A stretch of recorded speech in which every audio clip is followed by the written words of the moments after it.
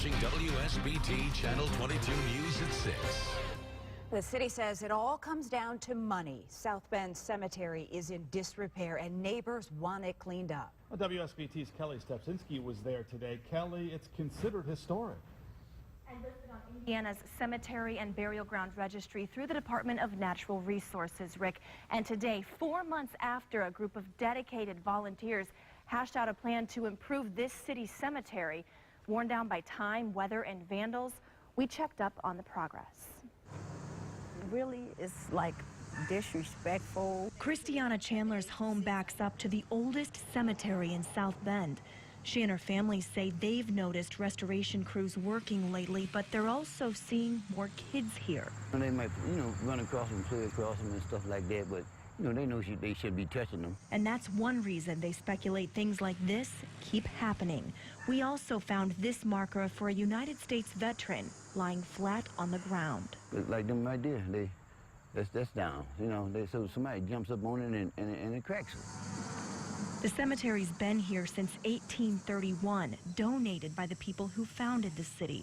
If its age doesn't impress you, the fact that Revolutionary War veterans, a Congressional Medal of Honor winner, and former United States Vice President are buried here should. There's an inherent responsibility to take care of something that was handed over to our generation. The city's Parks and Recreation Department oversees the cemetery. Director Phil St. Clair says this year alone they've spent $9,000 to level and reset about 250 headstones and another $1,400 to paint the entrance gate. It's simply more of a funding issue than anything else. At Monday's Parks and Recreation Board meeting, the cemetery came up as one area of focus identified by people who live in the city.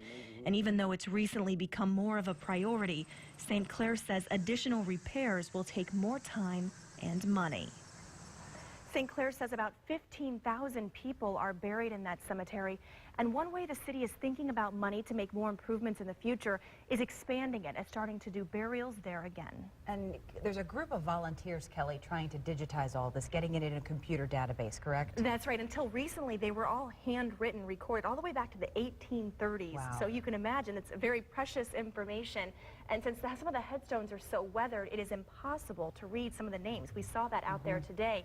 They hope to soon, though, have all of those records up on the Parks and Recreation website. So if people want to go there, they can track it. We talked to neighbors today who said they see cars from Illinois, Ohio, going in there to see family members because it is such a cool place. Well, it'd be a much easier system. Yes. Yeah. Kelly, thanks.